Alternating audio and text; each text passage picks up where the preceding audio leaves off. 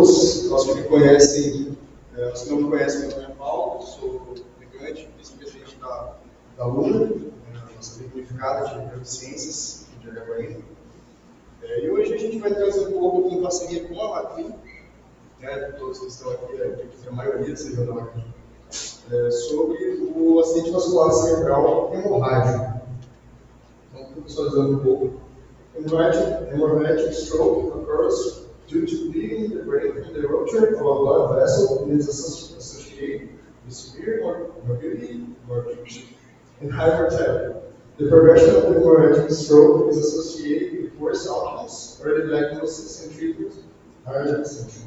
Given the usual rapid expansion of hemorrhage causes sudden deterioration of consciousness and neurological dysfunction. This presentation aims to present the main points of this pathology. Então, conceitualmente falando, o AVC hemorrágico, diferentemente do acidente vascular cerebral isquêmico, ocorre, obviamente, quando nós temos uma hemorragia, uma estrutura de algum vaso sanguíneo dentro do sistema nervoso central.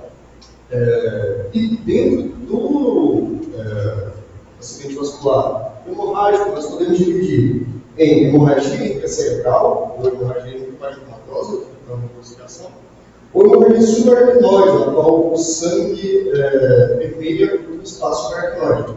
A gente vai descobrir um pouco sobre elas aqui para tentar explicar melhor. Então, o nosso foco hoje vai ser hemorrágico. Muito bem. Então, ainda dentro dos conceitos, na hemorragia intracerebral ou intraparenquimatosa, a gente vai ter a principal causa essa depressão arterial ou a angiopatia amilóide cerebral. A gente vai comentar mais à frente. Já na subaracnoide, principalmente os aneurismas intracranianos, mas existem outras causas, malformações arteriovenosas, vasculites e outros.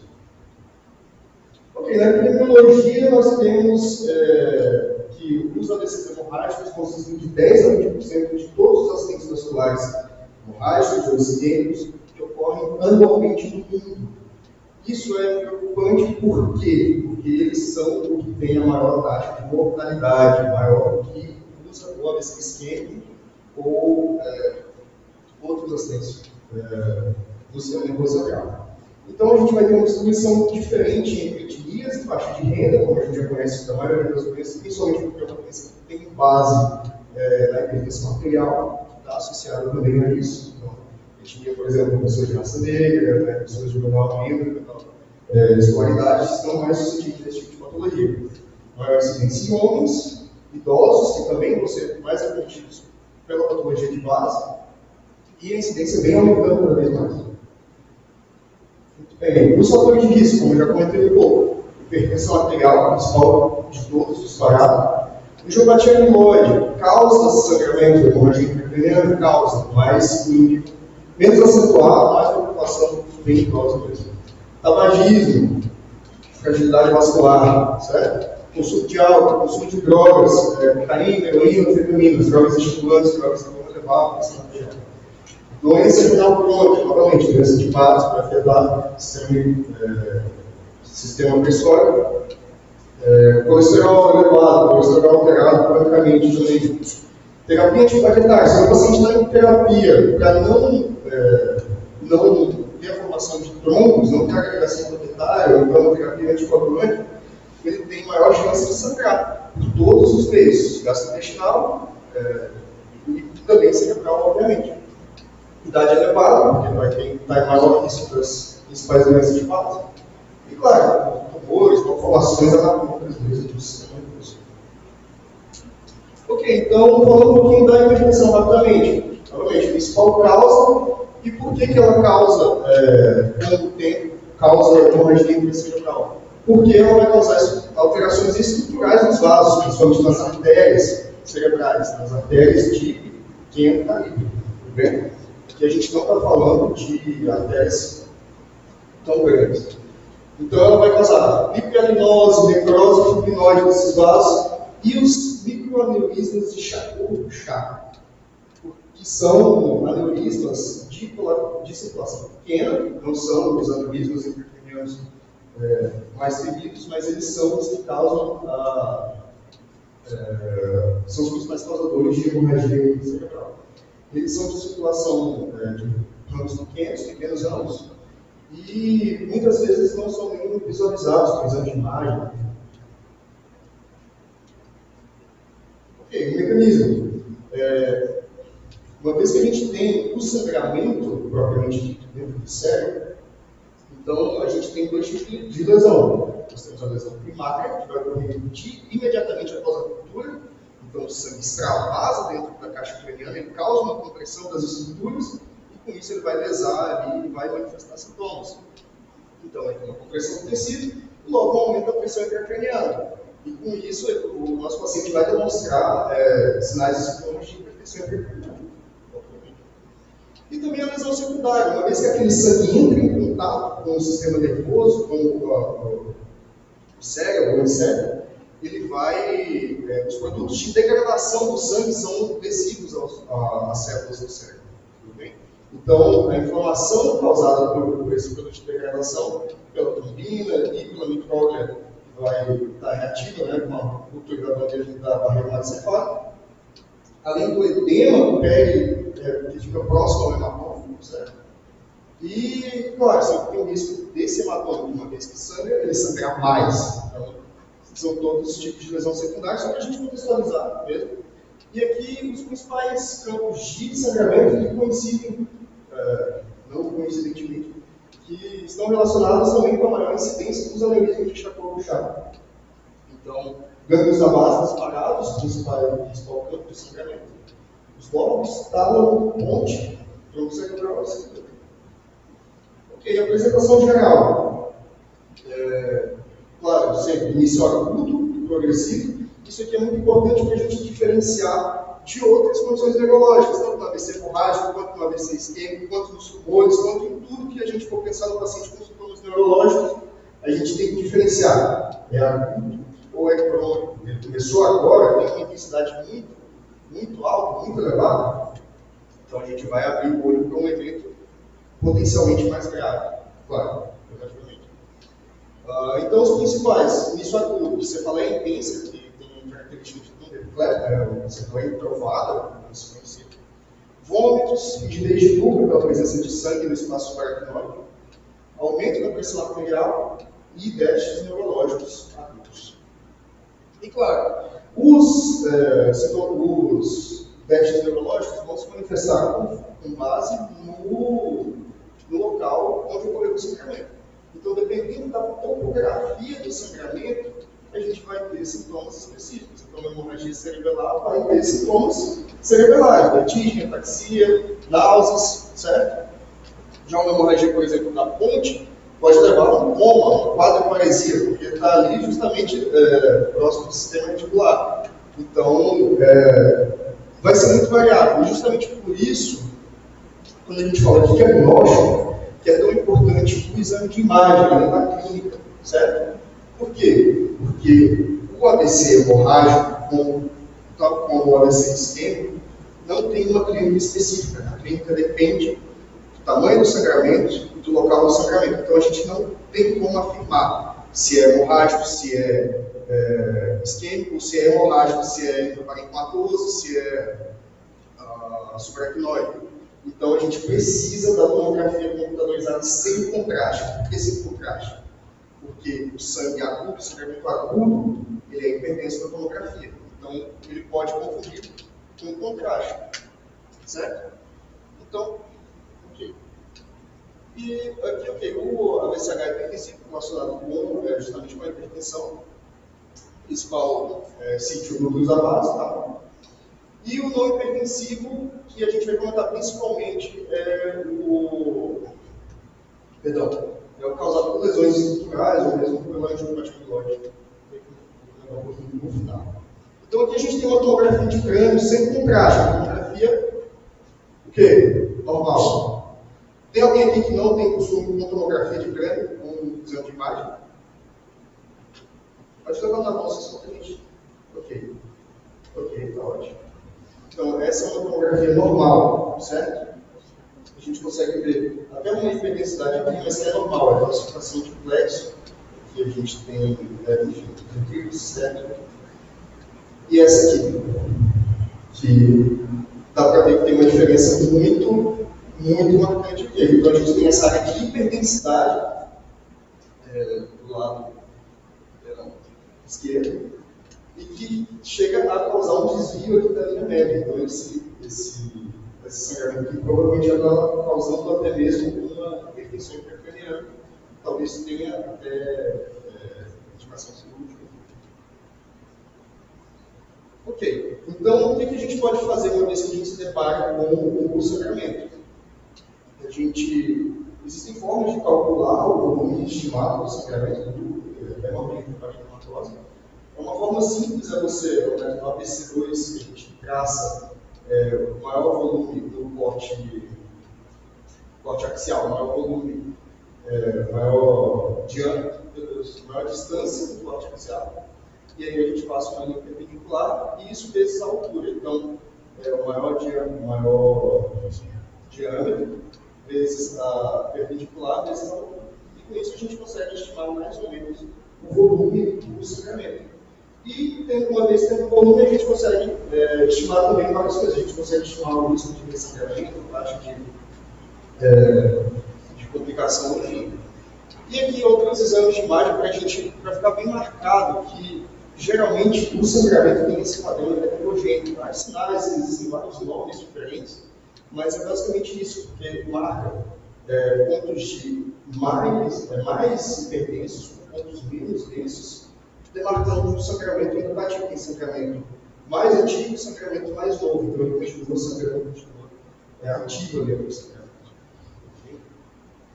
E outro ponto importante, novamente, sabendo o volume do hematoma, sabendo o plasma do paciente na admissão, a idade, o local e se o sangramento comete os ventrículos cerebrais, a gente consegue estimar a mortalidade em 30 dias desse paciente. E olha que interessante, vamos supor que um paciente com plasma de admissão 5 a 12, um plasma não grave, com uma idade maior que 80 anos, um hematoma infratratorial, vamos dizer, menor que 30. Enfim, se ele tiver 3 pontos, a taxa de mortalidade em 30 dias já é de 72%. Ou seja, ele tem 72% de chance de não sair, às vezes até no hospital, mas de não sobreviver. Okay. E o manejo, como é que a gente vai fazer? Essa parte, os meninos que vão comentar no artigo vão falar um pouquinho mais, mas dando uma pincelada no que não tem lá no artigo, a gente vai manter controle sobre os exames laboratoriais desse paciente. Então, o paciente que chega com uma hemorragia aguda, um quadro de hemorragia aguda, independente se é intracraniano, a gente precisa pedir um hemograma, precisa fazer um coagulograma, um tempo de protrombina, INR, TPA, para avaliar se ele tem algum distúrbio de coagulação ativo, então se ele faz uso de alguma medicação que está alterando isso aqui. E claro, como sempre, função renal e eletrólise também para avaliar se está tendo algum comprometimento. O controle pressórico é importante também, a gente manter a pressão dentro de uma faixa controlada, justamente porque se a pressão estiver muito alta, mais chance de sangramento. E indicação neurocirúrgica, claro, dependendo do caso, existe indicação de descompressão, de redução do sangramento, ou quando tem alguma anormalidade anatômica, por exemplo, na malformação arteriovenosa. Já, ou a drenagem, a própria drenagem licórica, ou seja, se a pressão está muito alta, uma das alternativas que tem é drenar o líquido para tentar diminuir essa pressão. E o corticoide vai ser usado apenas em casos de edema vasogênico ou de um tumor presente no corticoide auxiliar. Caso não seja isso, não tem indicação. Ok. E aqui, só para trazer um pouco mais rápido um pouco sobre a hemorragia subaracnoide, que, como eu mencionei lá no início, está mais relacionado com aneurismas de maior calibre. Então, ela vai ser aquele sangramento, geralmente após a ruptura de um aneurisma, que vai, ou após o trauma, mas são padrões diferentes, que vai preencher o espaço subaracnoide. E o diagnóstico vai ser também pela tomografia, que tem uma sensibilidade muito boa, Só que a sensibilidade cai ao longo do tempo. E o que é o problema? Às vezes o paciente tem um quadro, tem a clínica de sangramento, tem um quadro neurológico, tem algo que nada explica, e a tomografia vem totalmente normal.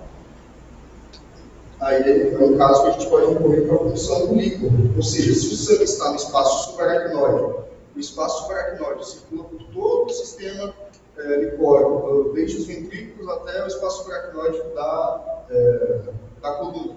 Então eu posso drenar, às vezes por uma punção lombar, e eu posso visualizar diretamente esse líquido, seja na macroscopia ou na microscopia. Inclusive é um padrão ouro para a detecção de hemorragia subaracnoide. E esse é um aspecto de um cérebro que sofreu uma hemorragia subaracnoide de proporções muito grandes, né, um aspecto pós-morte.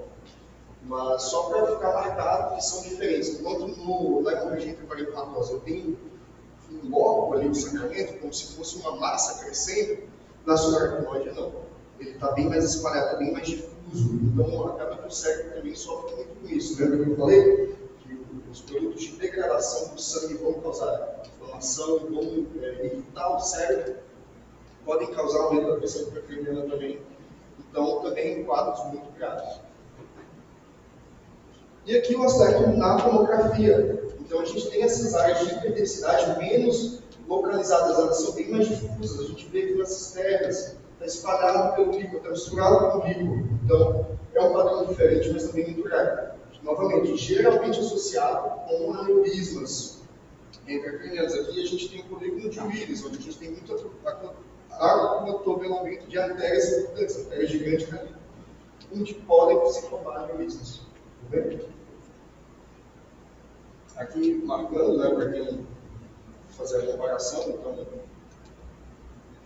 onde a gente vai buscar essa hemorragia.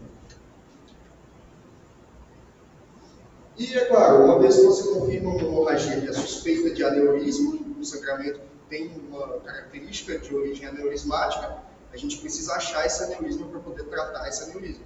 Então, a gente pode fazer a angiotomografia ou a angiografia mesmo. Ok. E o manejo da hemorragia subaracnoide é um pouquinho mais delicado pelo risco de vasoespasmo, que é a principal complicação desse tipo de sangramento. Uma vez que o sangue se encontra no espaço subaracnoide, ele irrita os vasos, esse vaso tem chance de colabar em cima dele mesmo e causar uma isquemia de grande calibre e de uma forma que você não tem precedentes e você não tem muito o que fazer. Então, usa-se o nimodipino, 60 mg de 4x4, para prevenir o vasoespasmo, né, no paciente que tem hemorragia subaracnoide. Mas se o vasoespasmo chegar a acontecer, OF, né, orações fervorosas. Então você vai tentar hidratar bem esse paciente, vai tentar induzir já agora uma hipertensão, para tentar forçar o sangue a abrir o vaso e correr esse paciente para a angioplasia com balão. No caso de último recurso, ou seja, o fluxo está interrompido, o vaso está fechado, ele contraiu em cima dele mesmo. Você entra lá com o dispositivo e tenta descomprimir ele à força, mas isso não tem garantia de que vai funcionar e de que vai ser duradouro. Okay? E aqui a gente tem a escala de Fischer, que vai categorizar a hemorragia subaracnoide.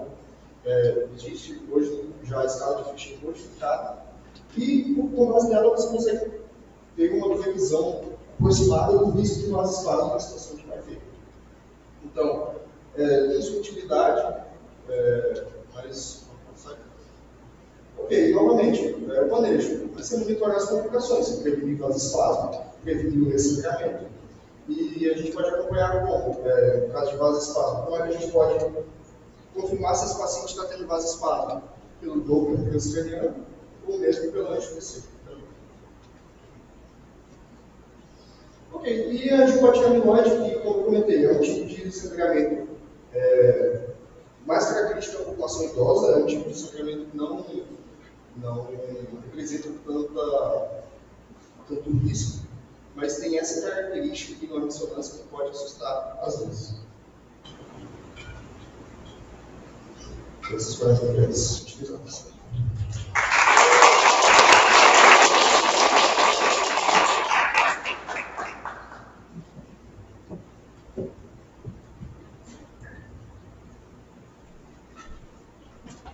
Boa noite, gente. Me chamo Maria Clara.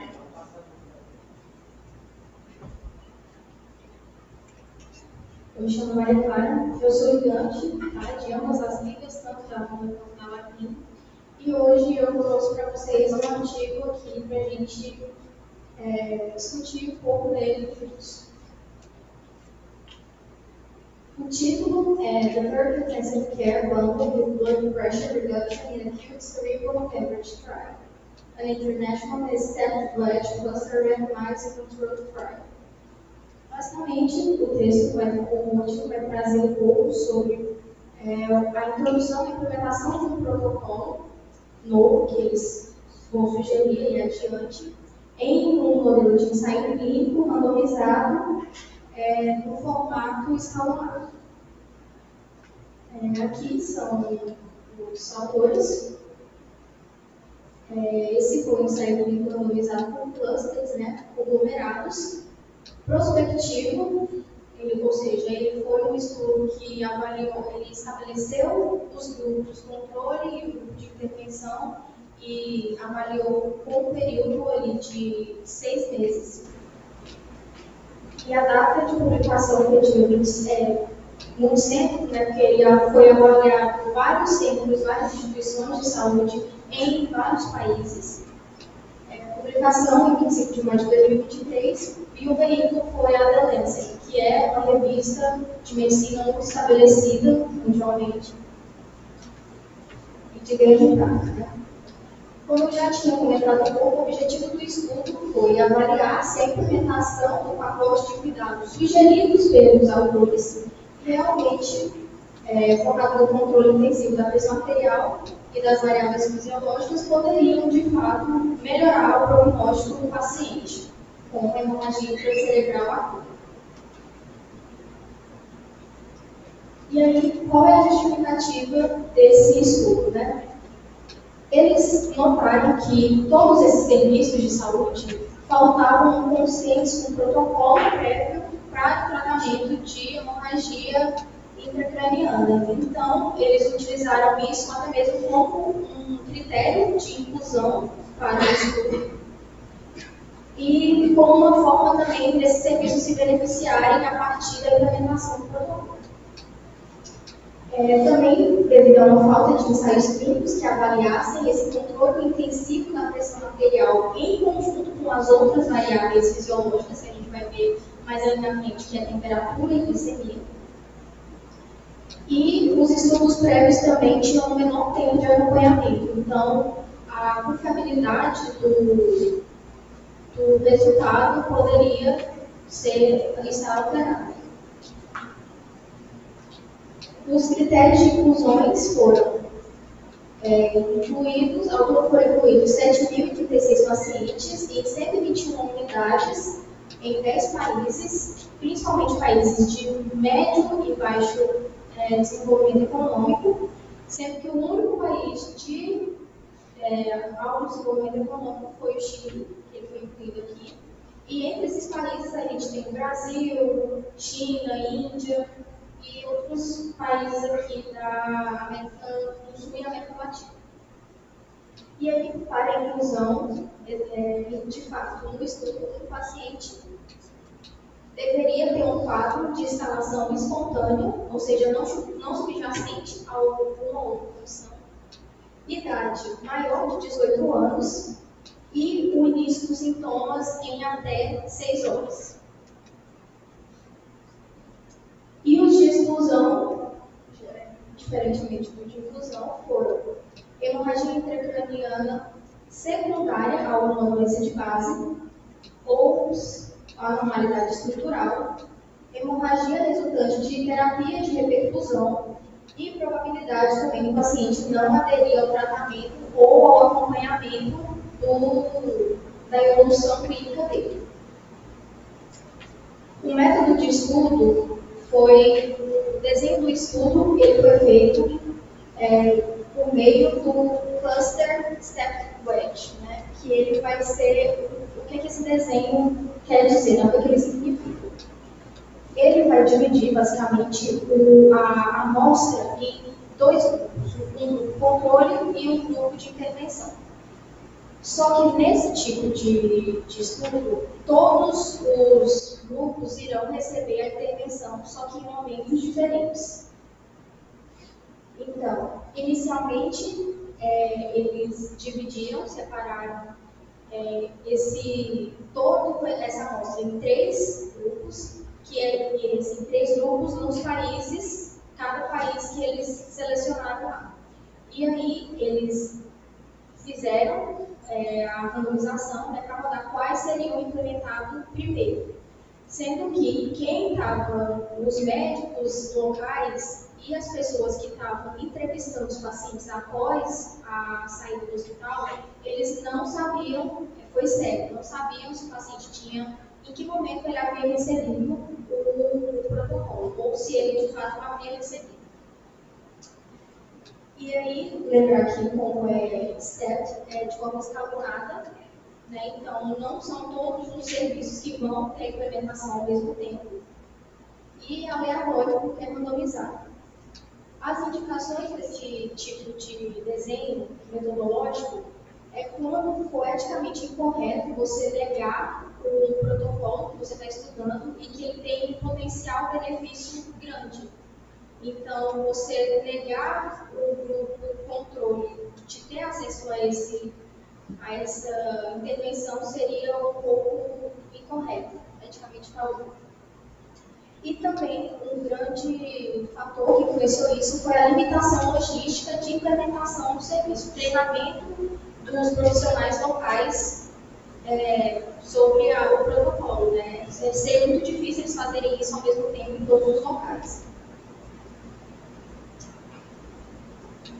Certo. Aí falando aqui um pouco sobre, continuando, né, o método, os pacotes de cuidado foram aquelas 3 variáveis que a gente tinha falado, né, usando o STEP Quest.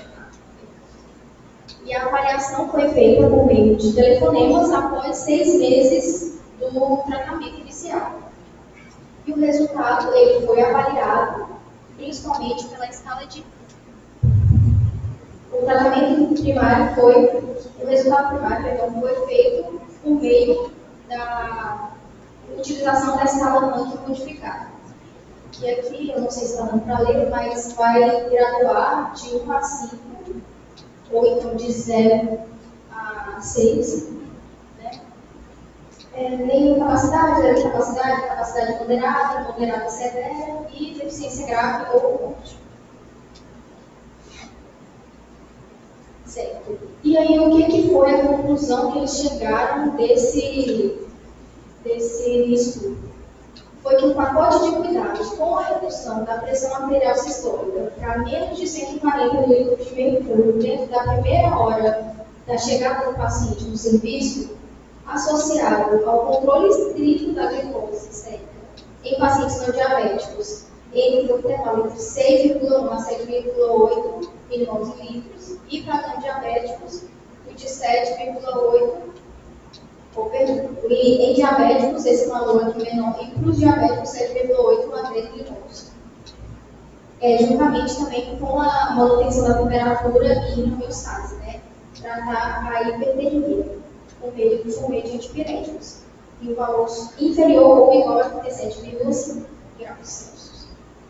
E reversão rápida da anticoagulação se o paciente estiver fazendo uso de varfarina ou então outros anticoagulantes. Nisso aí a gente pode avaliar por meio do INR dele se ele estiver menor que 1,5, dentro também da primeira hora.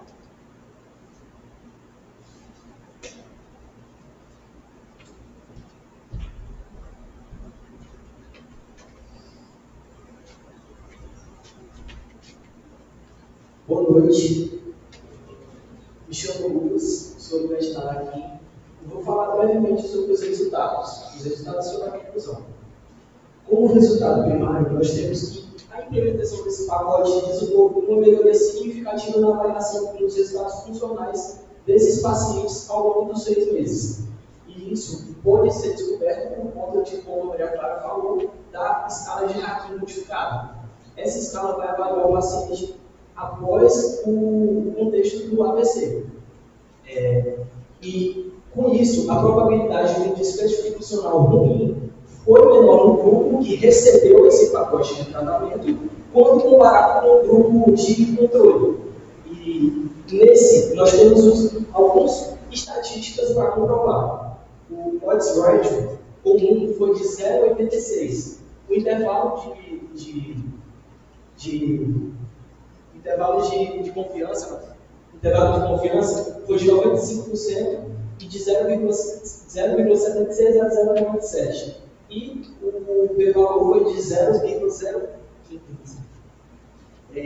Esses valores trazem uma coisa muito importante para a gente. Quando a gente fala do odds ratio, ele traz que esse pacote realmente reduziu o risco de complicações futuras com esse tratamento. Quando falamos do intervalo de confiança, ele realmente fez efeito no tratamento. Ou seja, ele mostrou que o tratamento realmente é eficaz. E, por último, no p-valor, ele traz ele realmente foi eficaz e não foi por um acaso. Quando nós convertemos esse valor de 0,015 para percentual, o percentual dá cerca de 1,5. Então, 1,5 é a chance desse tratamento ter sido por acaso. Ainda nos resultados primários, teve que a mudança favorável nos scores de hacking notificado, no grupo do pacote, foi consistente com uma variedade de análises e também teve uma sensibilidade muito marcante, porque eles incluíram ajustes adicionais, ou seja, foram feitos o pacote em vários países e também teve variáveis nos pacientes. Dentre eles, os resultados estatísticos foram de 0,84 para o odds ratio, 0,73 a 0,97 para o intervalo de confiança e o p-valor foi de 0,017, que foi um resultado muito bom, ainda comparando que, nesse caso, ele traz que não importa o cenário que esteja, mas sim, esse tratamento vai ter um resultado muito bom, independente de variáveis.